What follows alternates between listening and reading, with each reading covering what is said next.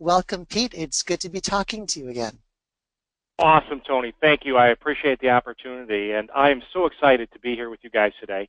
Again, am a former corporate executive. I worked at companies like Ford Motor Company, Terex, and I was a senior level executive. And with all those great things, the great income, the benefits, and stuff like that, life was full of pressure. I had bosses, tough bosses. I traveled all the time, and I found myself very unhappy. And it was a great run. I did made it about 20 years, but there were really three things that happened during my corporate career that kind of pushed me towards making the big step to becoming an entrepreneur. And when I think about it, the first one was I was a young executive with Ford Motor Company, and we got the big calling to go up to Detroit, right?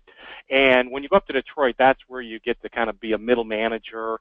And so my first assignment, I get up into a high pressure position. I'm a head of incentives. And bottom line is, this is a great position, but it's high pressure. And so my wife is pregnant, and literally we are moving into our house. My wife is 8.5 months pregnant, and literally my boss says, "Hey, listen, you cannot leave the house or leave the office to go help your wife make the move." And so my wife, being a good spouse, literally handles the move. Well, this move throws her into premature labor. She has the baby a month early. I barely made it to the delivery room. So, so bottom line, that was the first strike. Second strike is when we were pregnant with our fourth kid. So we had three kids under the age of 6. We're pregnant with our fourth kid. We're living in Atlanta. We get the calling to go to now California. So we basically pack up. We move our family. My wife is pregnant. We get to California. 2 months into living in California, they say, guess what? We've decided now to move the whole headquarters back to Michigan, so you're going to have to move to Michigan. So at 4 months, we finished the renovations to our house. 6 months of the day, we're out of the house.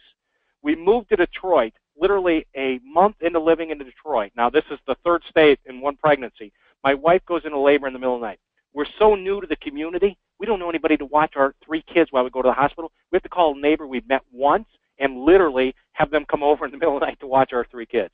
The third strike was the big one, and this was one where I was working at Terex at the time, and I was head of global sales and production planning for the construction group. And so I found myself living in Chicago. My office was in Westport, Connecticut, and I flew around the world. And when I travel, I got to tell you, I'm disappointed because I like being around my family, my wife, and certainly I like to go to my kids' soccer games. And being gone 5 or 6 days a week, this was miserable. I don't exercise. I don't eat the way I should. And so I found myself overseas in a hotel room. I wake up in the middle of the night, and I sit up, and I can't remember what country I'm in. And that was the day I decided I was done.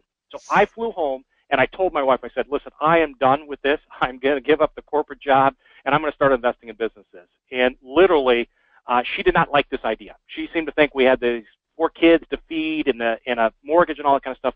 But I'm one of those people when I set my mind to it, and I was at the point where I was ready. And so I gave it all up. I invested in a franchise business. I did well with that, and I found my calling. And that was working with people with franchise consulting. And my role is to kind of help people explore becoming business owners. And I have a wonderful mentor. If you ever heard of him, is Darren Hardy. He was the editor and publisher of Success Magazine.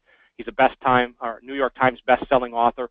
Fabulous guy. And I was at one of his conferences learning, and he said something that caught my attention. And he said, you know what? The size of your life is determined by the size of the problem you solve. And I thought to myself, what is the big problem I want to solve? And the problem I came across was I believe a lot of people believe that a corporate job is their only path.